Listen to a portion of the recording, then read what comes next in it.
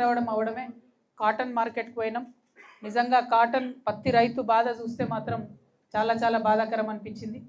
ఆదిలాబాద్ జిల్లాలో ఉన్న అందరు ప్రజాప్రతినిధులకు తెలుసు ఈ సీజన్లో పత్తి వస్తుంది, పత్తి కొనుగోలుకి ఇబ్బంది అవుతుందని తెలుసు. ఒక పక్క మొంతా తుఫాన్ వచ్చిందని తెలుసు. ఆ తుఫాన్ వస్తే తేమ శాతం పెరుగుతుందని కూడా తెలుసు. కానీ ఇక్కడ ఉన్నటువంటి బీజేపీ ఎమ్మెల్యే గారు కావచ్చు, ఇక్కడ ఉన్నటువంటి బీజేపీ ఎంపీ గారు కావచ్చు, మరి ఇక్కడ ఉన్నటువంటి ఏ నాయకులైనా కాంగ్రెస్ కానీ బీఆర్ఎస్ కానీ ఎవ్వరు కూడా కనీసం ముందస్తు జాగ్రత్త అన్న తీసుకోలేదు, ముందస్తు ఆలోచన అన్న చేయలేదు. ఇంకా దారుణం ఏంటంటే జిల్లా యంత్రాంగం, జిల్లా కలెక్టర్ గారు ఖచ్చితంగా ఒక అడుగు ముందు ఉండాలి. మా జిల్లాలో ఈ ఇబ్బంది అవుతుంది అనేటటువంటి యాంటిసిపేషన్తో ప్రభుత్వం మీద ఒత్తిడి పెంచాలి. కానీ అటువంటి పరిస్థితి ఇక్కడ నిన్న కనబడలేదు. మేము గత వారం కింద మహబూబ్ నగర్ పోయినప్పుడు కూడా చెప్పడం జరిగింది, బాగా వాన పడుతున్నది, తేమ శాతం పెంచి తీసుకోవాలి, రైతులు ఇబ్బంది పడే పరిస్థితి ఉందని చెప్తే కూడా ప్రభుత్వం 1 వీక్లో మొత్తం పోయిన వారం అంతా కూడా జూబ్లీహిల్స్ ప్రచారం మీద ఉన్న శ్రద్ధ పత్తి రైతుల జీవితాల మీద లేకపోవడం అన్నది దారుణం. కాంగ్రెస్ పార్టీ వరంగల్కు రాహుల్ గాంధీ గారిని తీసుకొని వచ్చి రైతు డిక్లరేషన్ అని చేసి రైతులకు ఏదో చేస్తామని చెప్పి మాయమాటలు చెప్పి ఓట్లు వేయించుకొని వాళ్ళ అధికారంలోకి వచ్చిండ్రు. కానీ ఏ ఒక్క రైతు కానీ, అది వరి పండించే రైతు ఇవాళ సంతోషంగా లేడు, మక్క పండించే రైతు ఇవాళ సంతోషంగా లేడు, పత్తి పండించే రైతు సంతోషంగా లేడు, సోయా పండించే రైతు సంతోషంగా లేడు. ఇది కరెక్ట్ కాదు.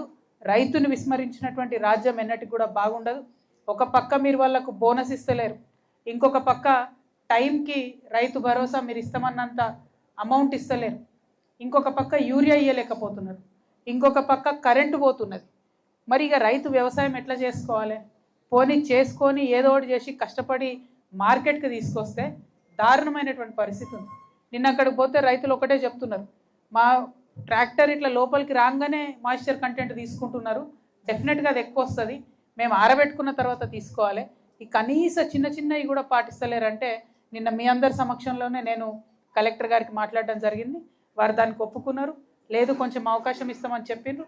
అంటే ఎక్కడికక్కడ ప్రతిపక్షం నుంచి వాయిస్ రేజ్ చేస్తే చిన్న చిన్న సమస్యలైనా తీరితే అది రైతులకు లాభం అవుతుంది, ప్రజలకు లాభం అవుతుంది అనే ఉద్దేశంతో చేపట్టినాం ఈ యాత్ర. అందులో కాటన్ మార్కెట్లో నిన్న వెంటనే మేము ఇదివరకు నేను ఎంపీగా ఉన్నా కాబట్టి గిరిరాజ్ సింగ్ గారు ఆయన మినిస్టర్గా ఉన్నారు, ఆయనకు వెంటనే ఉత్తరం కూడా రాయడం జరిగింది. అదేవిధంగా cotton corporation of India chairman గారు కూడా వారి నంబర్ కూడా తీసుకున్నా, నేను వారిని కూడా ఇవాళ మాట్లాడతా. ఆంధ్ర తెలంగాణలో ప్రత్యేక పరిస్థితులు ఉన్నాయి. ఈ ప్రత్యేక పరిస్థితుల రీత్యా 20 నుంచి 25% తేమ శాతం అలౌ చేయాలి.